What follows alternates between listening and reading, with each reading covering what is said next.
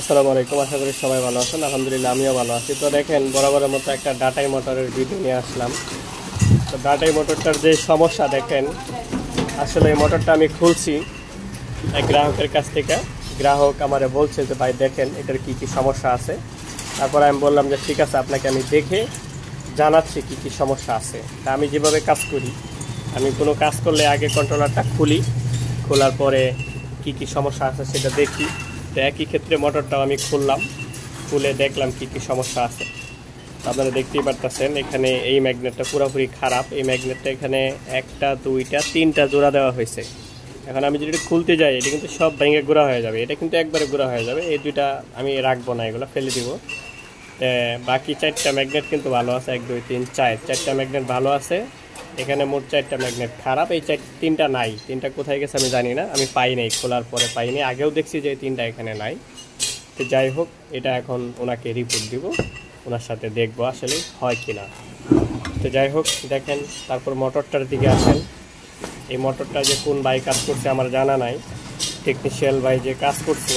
দেখেন আপনি ডাটাই মোটরের মূলত সেন্সর এখানে লাগান, এখানে সেট করে দেন, তারপরে সেন্সর কাজ করাই আমরা।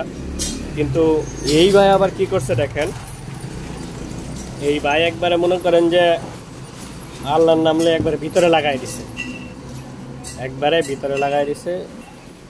তো এখানে কেন লাগাইলো, এটা হইতে পারে তার কাছে টেনে আইসি ছিল না, সেন্সর আইসি ছিল না। সেন্সর আইসি না থাকার কারণে হয়তো ভাই এইভাবে লাগাইছে। তবে দেখেন যে কষ্ট করে এখানে বাঁধ দিছে একবারে সুতা দিয়া হেরা, তাতে মনে হয় যে আসলে অনেক কষ্ট করে বাঁধ দিছে। তবে এত কষ্ট করে যে কেন বাঁধ দিল আমি জিনিসটা বুঝতে পারলাম না। কারণ এই একটা সেন্সরের পুরো সেটের দাম সর্বোচ্চ আমাদের এলাকাতে 250 টাকা, হয়তো বা অন্য অন্য এলাকাতে কম বেশি থাকতে পারে। তো এই বাইরে যে কেন এত কষ্ট করে লাগাইলো আমার জানা নাই।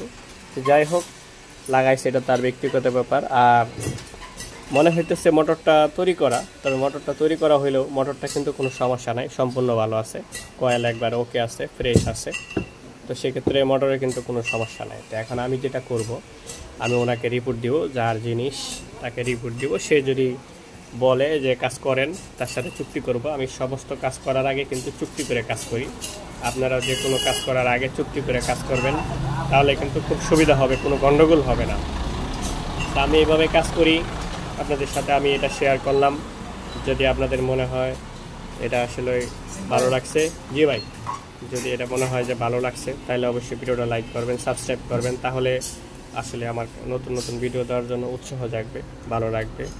তো সবশেষে আপনাদের কাছে দোয়া চাই, ভালো থাকবেন। আবার দেখা হবে নতুন কোনো ভিডিও নিয়ে। ঠিক আছে, তো ভালো থাকেন। আসসালামু আলাইকুম।